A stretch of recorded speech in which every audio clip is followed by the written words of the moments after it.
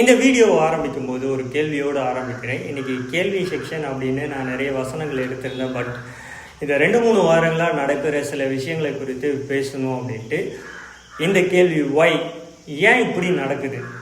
நான் அரசியலை பற்றி பேசலை, ஆனால் குழந்தைகளுக்கு எதிராக நடக்கிற வன்கொடுமைகளை குறித்து இந்த வீடியோவில் பேசுகிறேன்.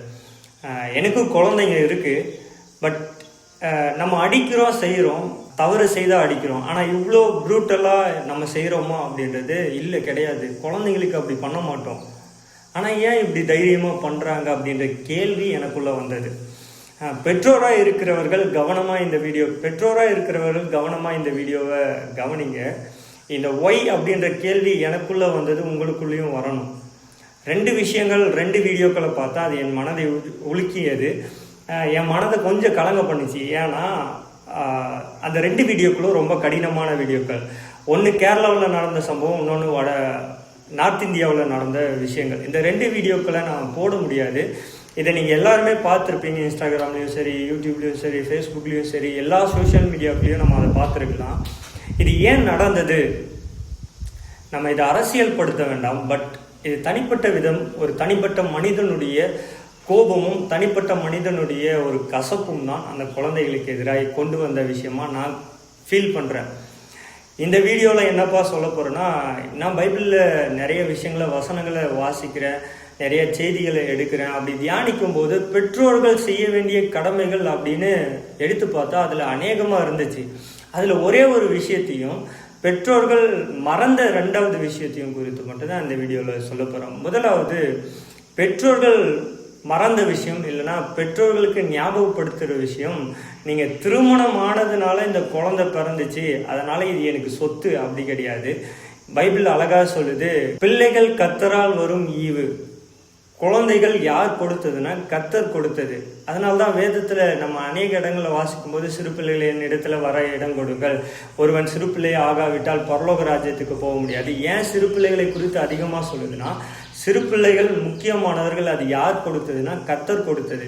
அது சிறு வயதுலேருந்து கர்த்தர் தான் உங்களுக்கு கொடுக்கணும்னு சொல்லி நியமித்து கொடுத்த ஒரு விஷயம். அவங்க மேலே அதிகாரத்தையும் இல்லைன்னா உரிமையும் கொண்டாட நமக்கு என்னால் பொறுப்பு கிடையாது. அப்போனா நான் வளர்க்கக்கூடாதாப்பா, அப்படி இல்லை.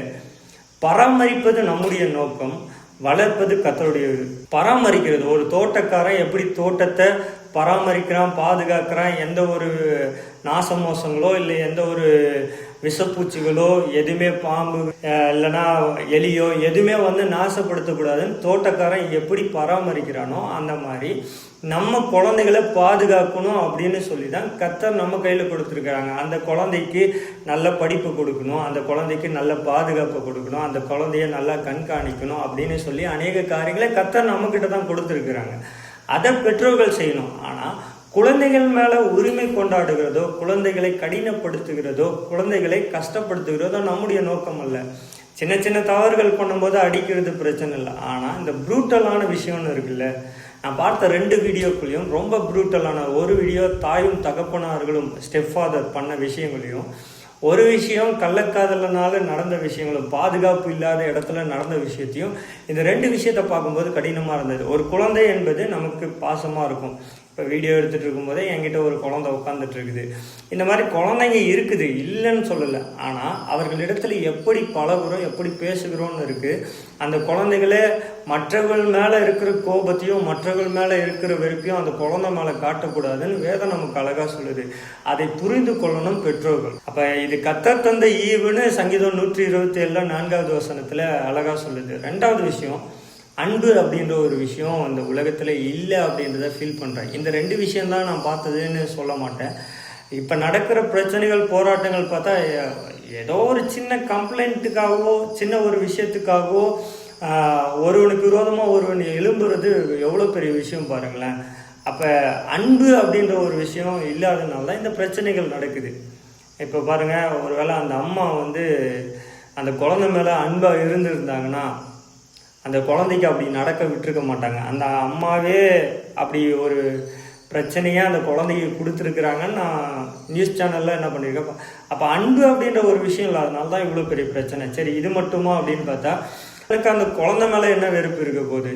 அவன் போய் அந்த குழந்தைய கொள்கிறான். அப்போ அன்பு இல்லாதனால தான் இந்த ஒரு விஷயமும் நடக்குது. சரி, இதை ஏன் சொல்ல காரணம்னா, தமிழ்நாட்டுக்குள்ளே நிறைய பிரச்சனைகள், போராட்டங்கள், நிறைய காரியங்கள் நடந்துட்டுருக்கு, நிறைய கொள்ளைகள் நடந்துட்டுருக்கு. இதுக்கு அன்பு அப்படின்ற ஒரு விஷயம் இல்லாதனால தான், ஒருவனுக்கு விரோதமாய் ஒருவன் எழும்புறதுனால தான். வசனம் வேதம் அழகாக சொல்லுது, உன்னை நேசிக்கிறது போல பிறனை நேசி. இயேசு அழகாக அதை தான் சொல்கிறாங்க.